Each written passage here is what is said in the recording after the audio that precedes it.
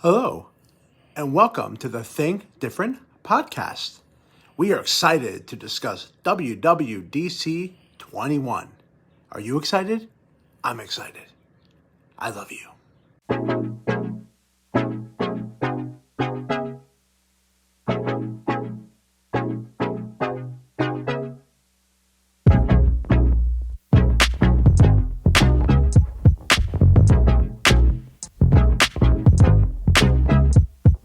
Ladies and gentlemen, if you watch us on YouTube, my God, do I look sexy as an emoji. But if you're listening to us right here, go watch the YouTube video because I look sexy as an emoji. Ladies and gentlemen, welcome to the Think Different podcast. That's right, season 1 of the Think Different podcast. And that's right, it is former Apple employees, me, TLD, and of course, Frank Drummer, all here.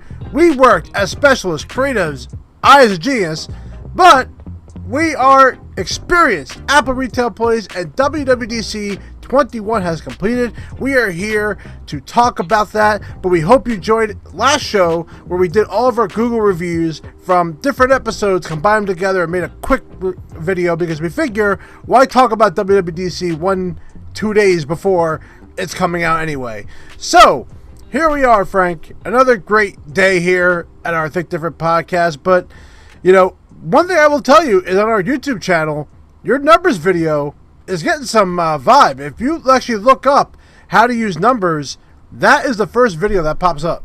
Yeah, there you go. How you like that, huh? Yep. So you were looking for those views, Frank, like my Pages video.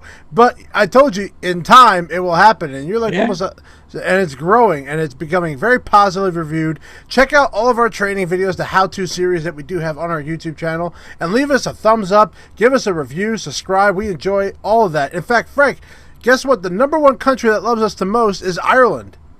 All right. Hey. Yeah. Ireland loves us. Yes. I love Guinness. Oh, well, that makes one of us. All right.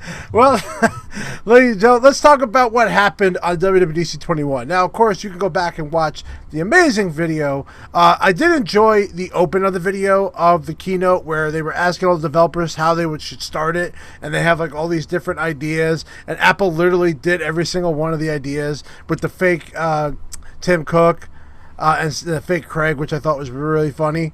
Apple does such a great job with production regarding the opening of their video. It's always very memorable stuff on their keynote. That alone should just be its own video. Yeah.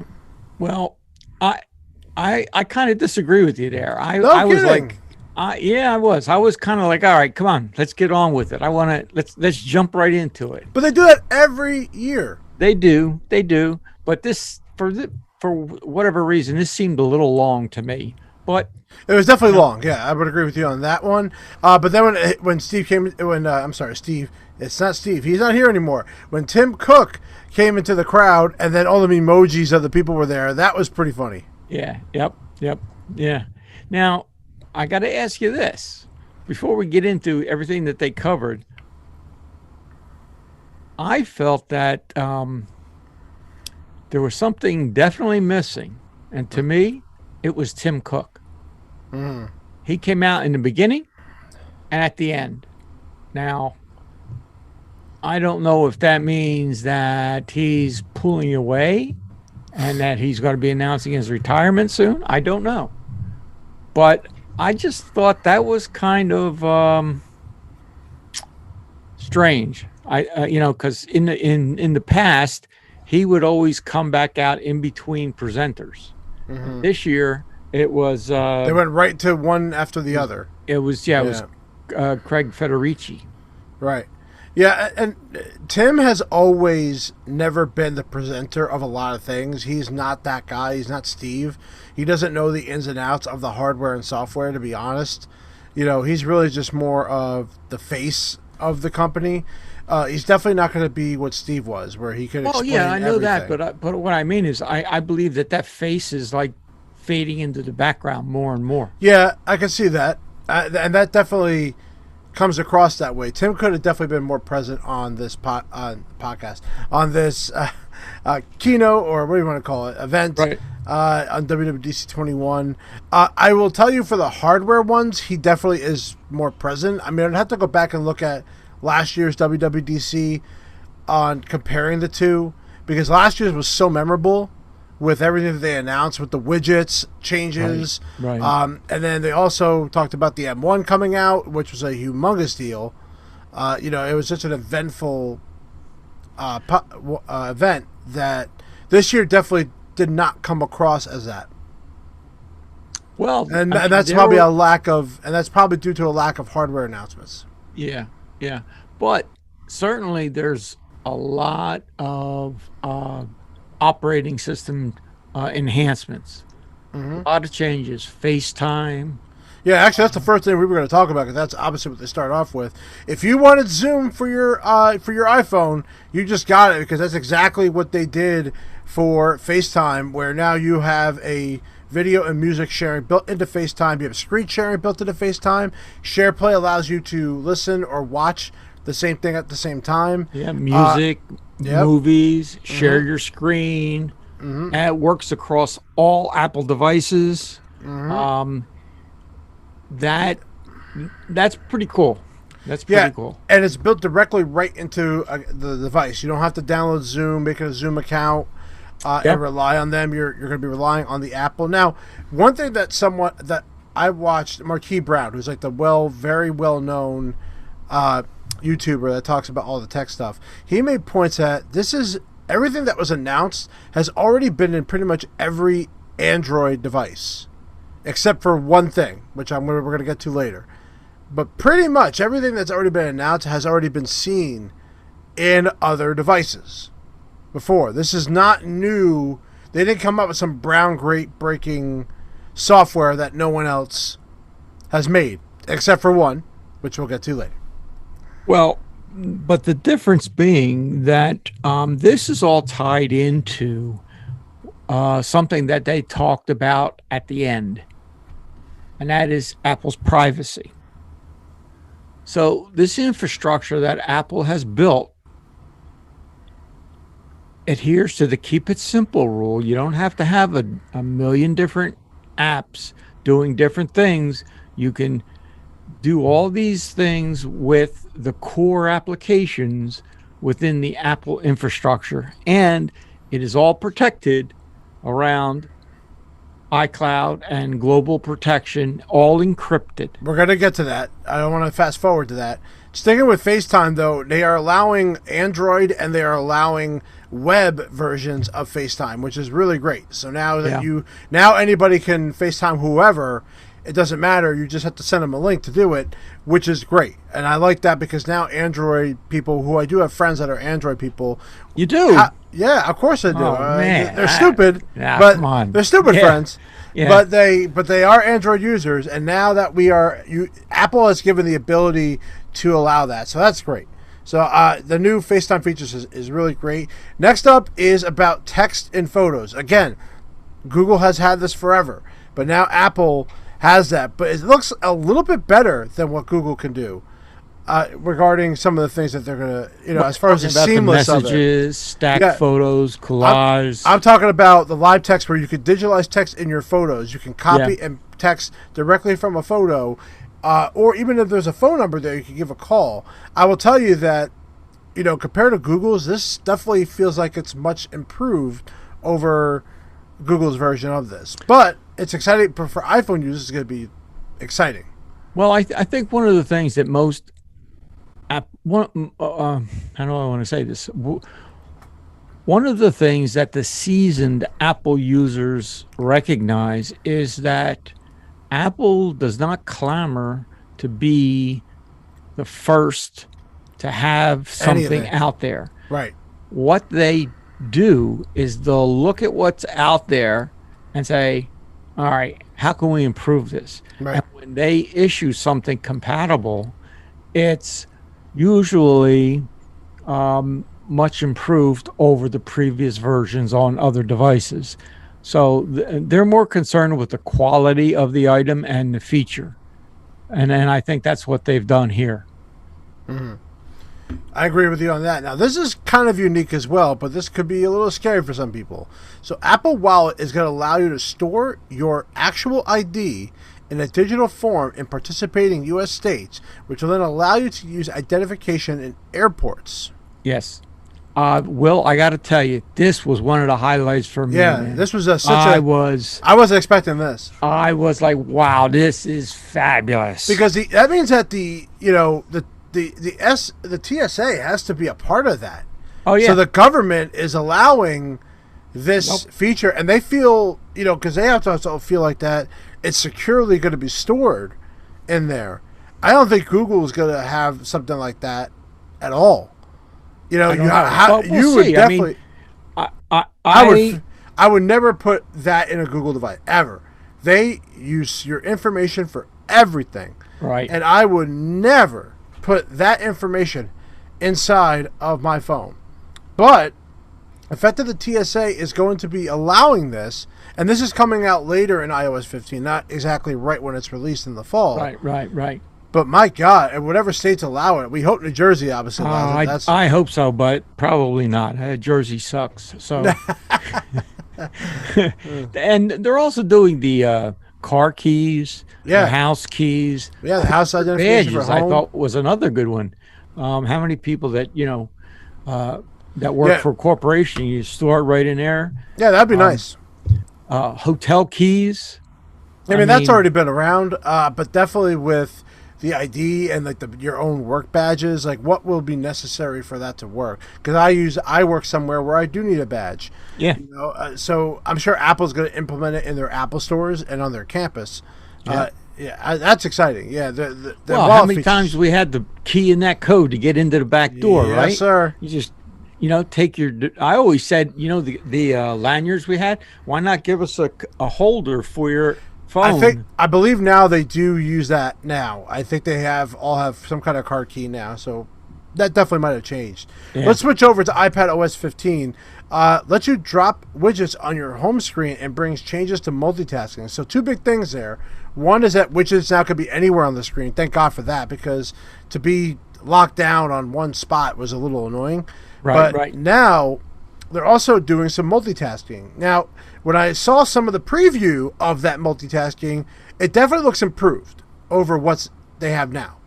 Now, for me as an iPad user, I don't have an Apple Pencil. So I think having that is a little bit better to have it with. But there's different controls to manage your apps. There's different controls to put them together. So I do think there is something to this. But again, it's not, I can't still say if you wanted to have a computer, like if you were to choose between a laptop or a desktop. If you had a desktop, I would tell you to get an iPad. But if you have to get a laptop over an iPad, you're getting a laptop every time. And iPad still has not convinced me that I would need that. Not to mention, again, they don't have any big apps on there that Apple makes, like again, Logic or Final Cut. Right. Right. Or even if they did, at least with iMovie, have like iMovie Pro and have some more advanced things in there. But man. Yeah. Well, I kind of like the quick note that you brought up from the lower right-hand corner, and just, instead of clicking on the Notes app, you just kind of touched the lower right-hand corner, dragged it up. That's nice. Do a quick note. That I like. Yeah. And it links it directly to that app, so if you go back to it, you can catch up right where you were. And then you could you do the hashtags. You can group your notes by tagging them. That was kind of nice. Yeah, hashtags is going to take over. What I think, Apple has tags now. Like if you go in Finder, they have a tag feature now, but now they're going to replace that with a hashtag, and that's basically what that's going to be. Also, Apple welcome a lot more privacy features, especially to Mail and Safari. Oh, so let's talk.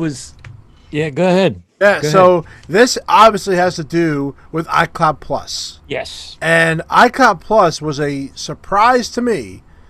With this announcement, more importantly, iCloud Plus is going to be built in already. So they're not actually. I remember when I heard that and they said there's going to be a fee, and I'm like, oh my god, Apple's going to charge for basically a VPN service, but they're not. They're giving it to you completely with your plan, which of course I am on. Yep.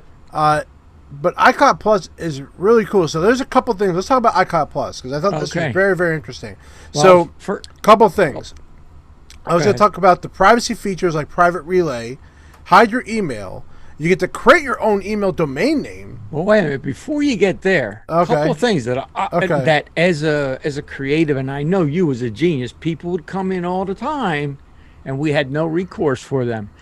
Account recovery contact list. Yes. Digital legacy process. Yeah. Add people to your account so that if, God forbid, you should pass away. Everyone passes away. Okay, let's just get that straight. How many times did a widow or widower come in and say, I would like to get pictures of my husband, wife, mother, and they couldn't get into the account?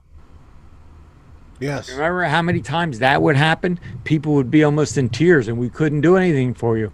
Here it is. It's right here. You can set it up ahead of time. Your account recovery, if you forget your password or whatever, it'll send a 6-digit code to whoever you have on your contact list. You would name specific people like Tara, like my wife Barbara, maybe my daughter, so that if something I forgot and I couldn't remember what the hell it was, instead of locking me out, it's going to send a recovery code to one of those numbers to help you get in. The digital legacy, you can add your significant other to that list. I think whoever's going to be on your family. I think you have to be in the family feature. That's where I think is going to allow it. I'm wondering if they're going to allow other people outside. Like, my mother and I don't share the same family account because I don't want her through my service. It doesn't make any sense to do that. Right. We don't live in the same household. Plus, because she buys these stupid things on these apps that are like you have to pay for. I do not want to be charged for that. So, well, I think it's going to be whoever you designate. I don't think they have to be on your plan. It's just someone you designate as a recipient of this particular information. Should something happen to you, but we'll see what the particulars are. Yeah, we have not. They have not said that yet. But I will tell you that if they say they have to be in the family sharing thing, well, then that does help. But if both of us pass away, like in a car accident or something, that's a problem. Yes. So that's what makes me think. I think they've thought ahead on something like that. I think it's pretty much anybody you designate, but we'll see. Yep. So go ahead. Now let's talk about the iCloud Plus privacy relay. Yeah. Private relay. This is very cool. Yeah, I thought you had more. Oh no! I was just trying to do a lead in for you. No, so if you ever heard of a VPN, that's basically what this is.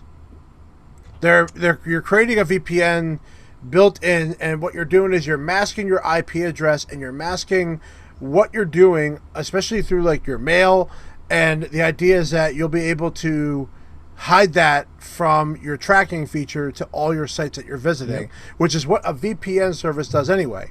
Yes. So you could have been buying. I feel bad for all those VPN services out there. Yeah. They're in some trouble now. They have to compete now with Apple with this, and I'm excited because I've always wanted to do the VPN thing. Because I do feel like but it's a little bit expensive. It is expensive. You're talking like $8-9 a month for something like that you probably don't use all the time. Yeah. Only if you want to go to like sites that you're not supposed to be going to, or when they announced this and they said you can set up multiple emails, different email. Well, multiple emails that you could use when you're shopping and shit like that. Do you remember what was the first Mobile Me? You remember Mobile Me? You were allowed to set up multiple email addresses that would go down to your real address, and then after any given length of time, you could delete them. You could do whatever you wanted with them. And this is exactly. I said, well, they're going back to what they had in Mobile Me because it's a great service. You can set up, Will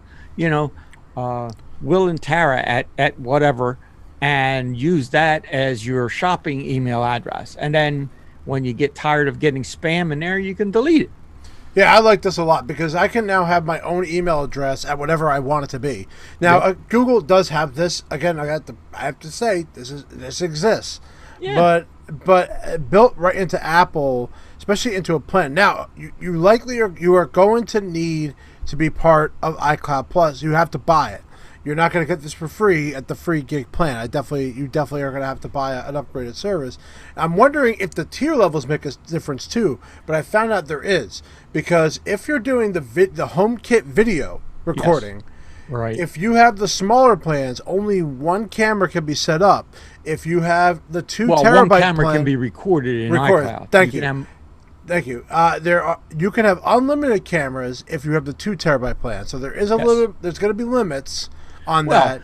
But let's take, they say you have to have the 2 terabyte plan, but let's take a look at that. All right, you can go just with the iCloud storage, but if you're an Apple One Premium member, which gets you Apple TV Plus, which Everything. gets you Arcade, fitness, news, all of that comes with 2 terabyte. Mm-hmm. So if you're part of that, this is just more icing on the cake. Yeah, it gives you more of a reason. Yeah, and honestly, it keeps you locked. This is locking you down even more.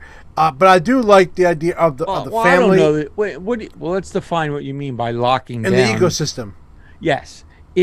Listen, it's giving you more of a reason to keep it simple. Mm-hmm. Stay within the family of apps within Apple, and you're going to get everything you need, plus the privacy. Yep. It's something that you don't think of until after the fact. Speaking of privacy, jumping on that, Apple also told us now that Siri will no longer be necessary to have an internet connection. So now there's going to be on-device speech recognition, which is great. Also, the Translate app is coming to the iPad. Plus, it's going to have more natural responses, which I think is going to be really great. So now, there was that whole controversy where Siri was like stored like somewhere, and someone kind of leaked out that information. Now they had to, they tightened that down by doing it only on the device. So hopefully it makes it faster, which is what I'm hoping for. And now some of the complaints I've always had, I don't like the voice, and they're very limited voices. So now they're expanding the voices. They're becoming more natural. Mm-hmm. So people should be happy with that. There's some new family sharing, new trusted family members. Mm-hmm. Everything's encrypted back and forth. How about in the health?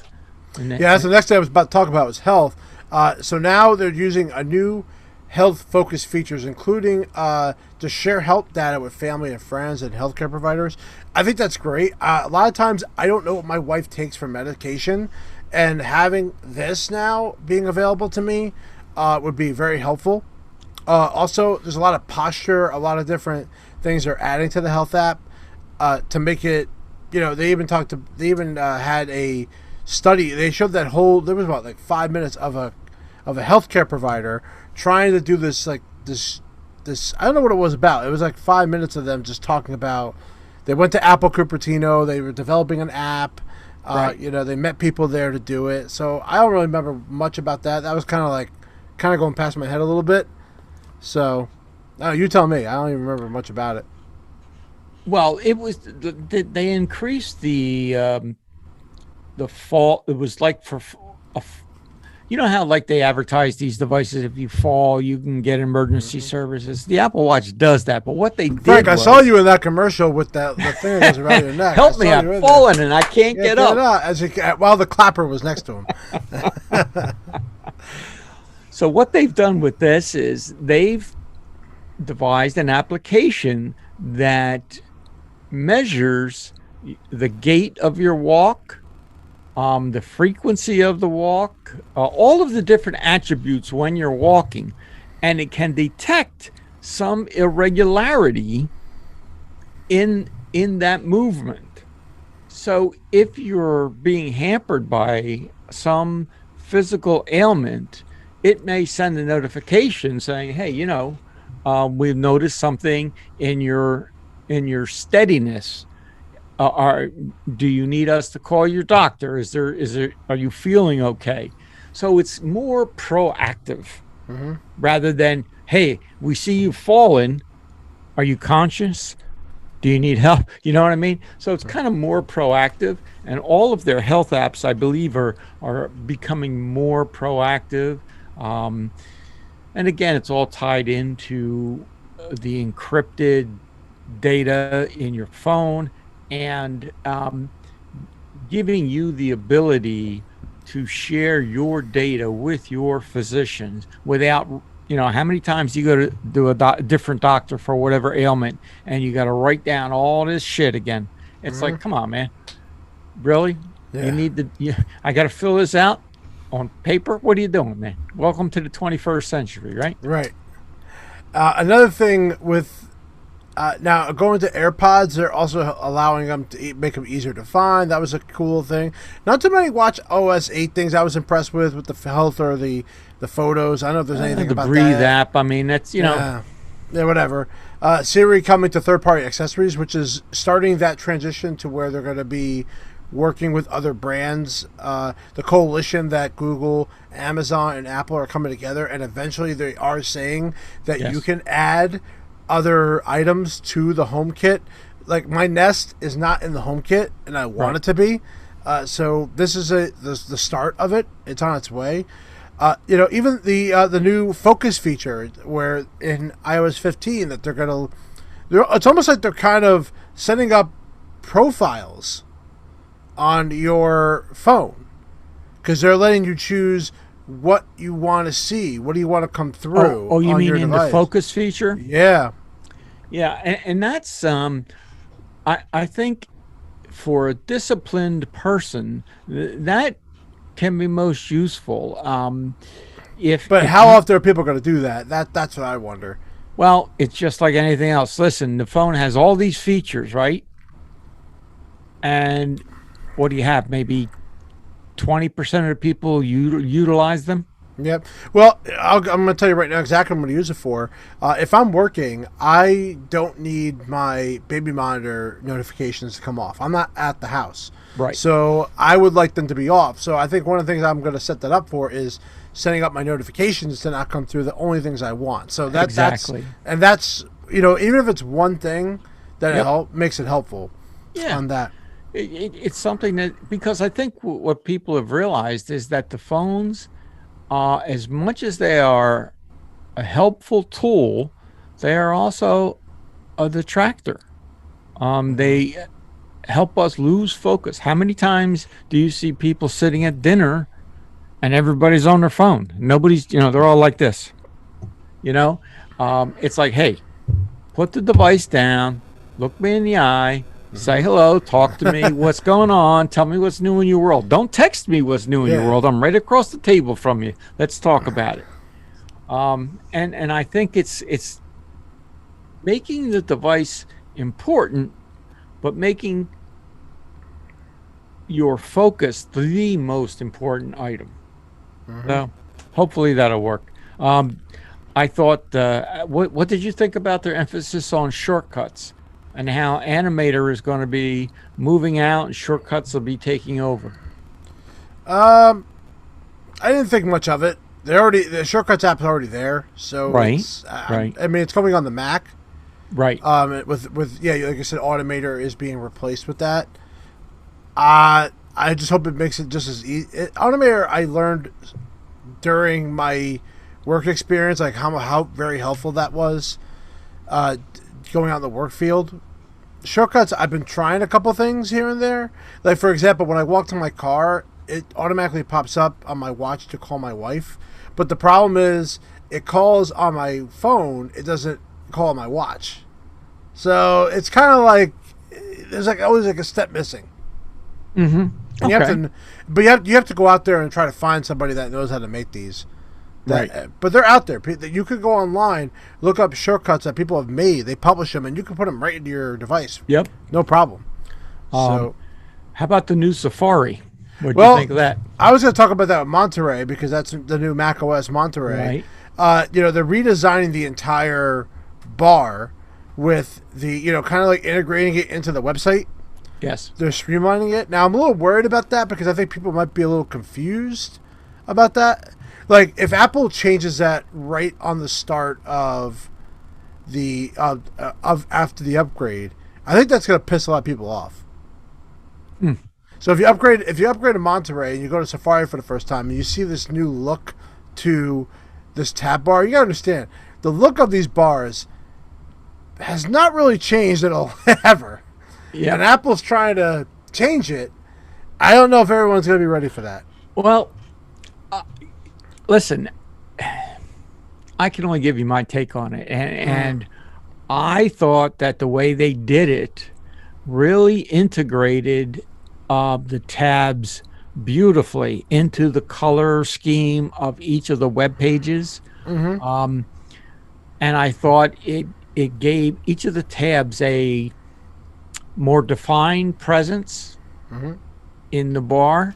I liked it. I thought that was going to be a very easy feature to get used to. I still know people who, instead of clicking on the plus sign to get another tab, they open another Safari session. Yeah. And I'm like, what are you doing? They're like, well, I'm going to go to this other page. I'm like, okay. And it's gotten to the point with some people that I've worked with for years that I just say, okay, do it your way. Because I've showed them these features time and time again, and they just want to do it their way. Right. So I say, okay, whatever. Yeah, we'll see if people are going to like the idea of having all those icons into one button, or they like having all of them out there, or if the tabs are going to be a little bit more recognizable. I mean, I'll have to try it, because if I switch it, if I don't like it and I switch it, then I think a lot of people are going to switch it. Well, one of the things I like, you can have I forget what they called it. Group tabs?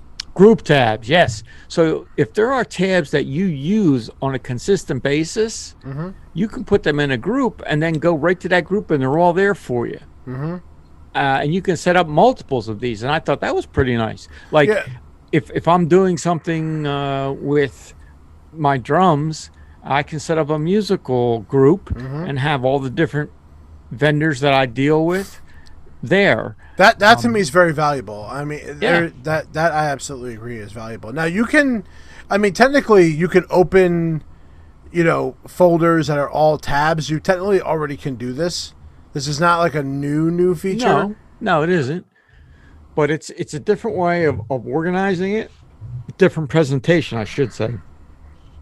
And it's a different presentation. Nice. But I'm gonna let you know right now, though. But that's what I don't like. And this is where I'm gonna get a little heat on Apple about this stuff. There's a lot of stuff they're talking about that are already there. Like, I have a folder called like Purchase right here. If I right click on it and I say Open in Tabs, that's exactly the same thing that is already existing. So they're just renaming it, acting like it doesn't exist. That's exactly what it sounds like. Yeah. Well, because, maybe for a lot of people it doesn't exist. Well, I'm going to let you know, everybody, it exists already. But let's talk about my number one thing I saw that I thought was out of this world. Universal control. A single keyboard or mouse or trackpad will now work between the iPad and your Mac. Yes. You talk about this is the one thing I was saying. Not just between your iMac and between your iPad and your Mac. It'll work between your iMac, your MacBook Pro, and your iPad. It'll go back and forth across all three devices. And apparently all you have to do is put them in the wherever spot they are, and magically it just knows it's there. Yeah. That's obviously using a gyroscope in some way, but my God, that was impressive. That's the one thing that I don't see anybody else doing. No. Not even Google can do that. There's no way.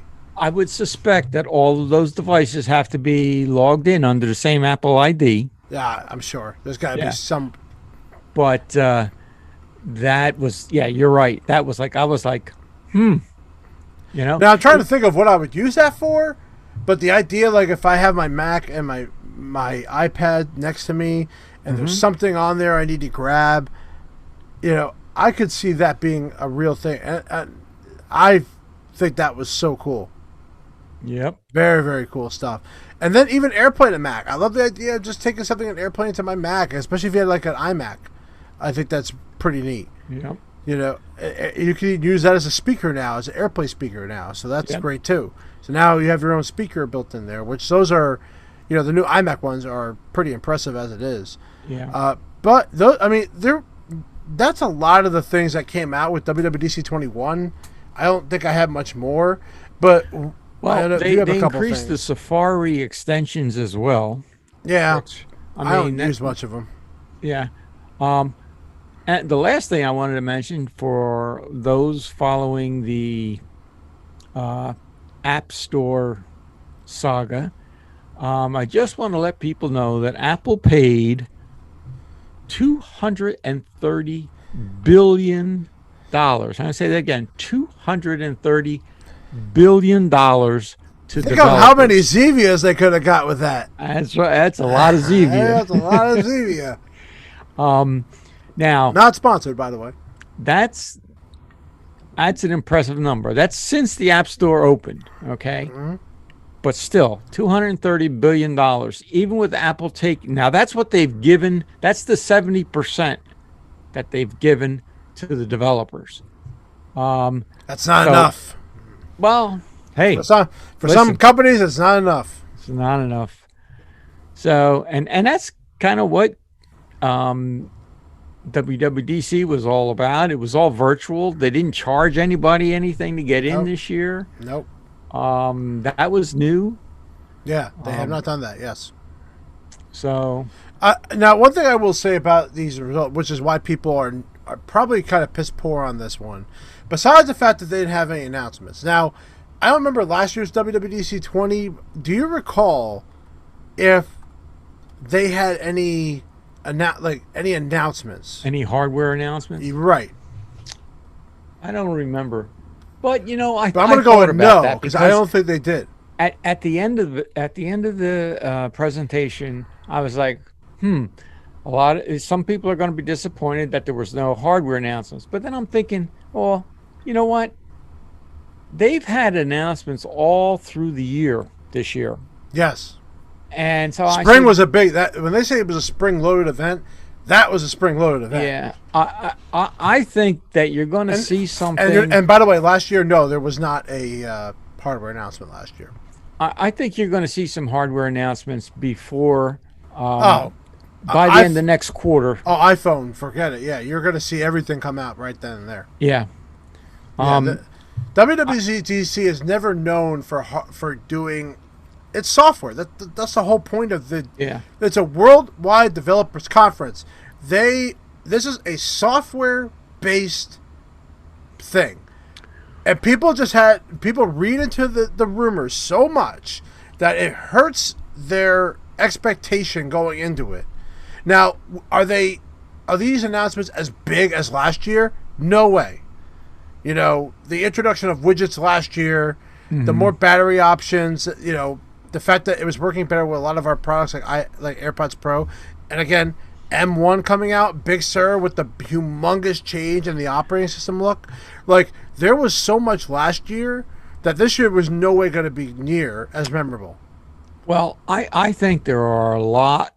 Go back and watch our WWDC 20. How I guarantee you, if you watch our older episode and you go listen to that, how excited we are, it's different than this year.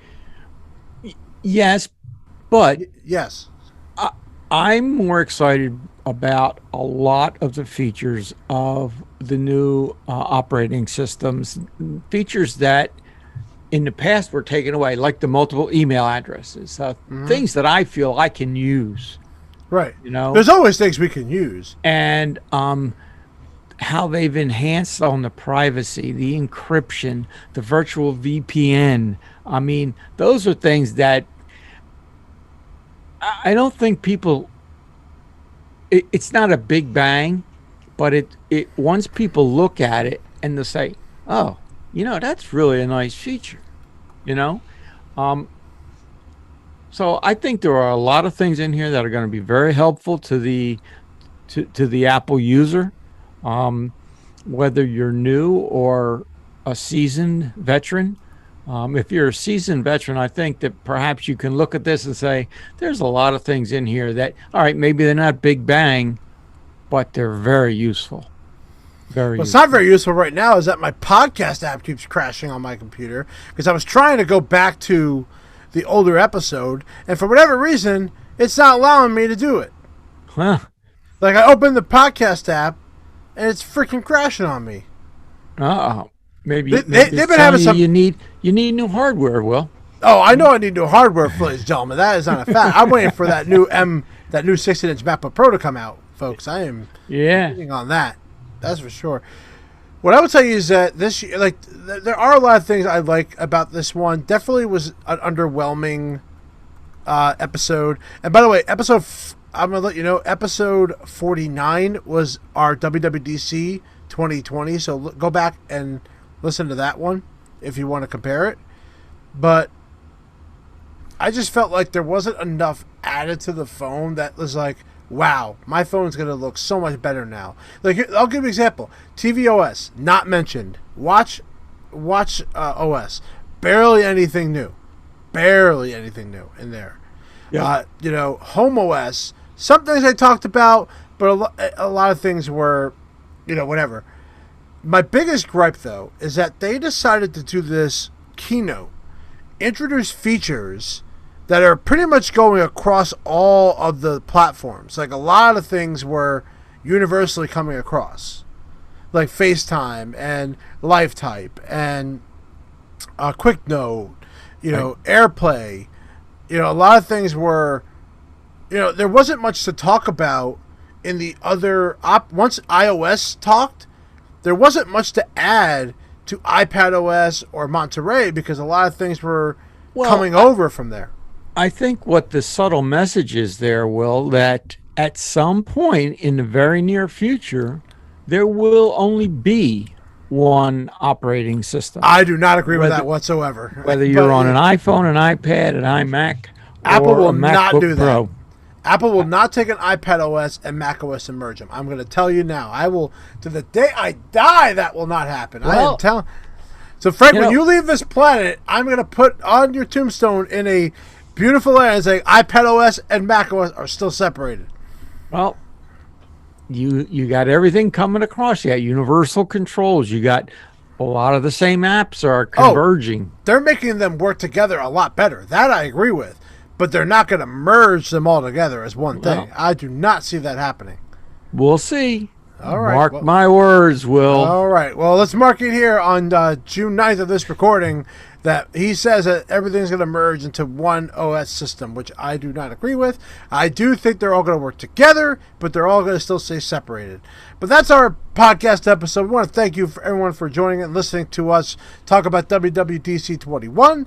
We'll be back here in 2 weeks, but remember, you can check out our YouTube channel. And in next episode, I'm going to hook up my new Apple TV 4K. I'm going to put a review online that shows my setup of the Apple TV 4K and my thoughts of it, as well as the new Apple remote.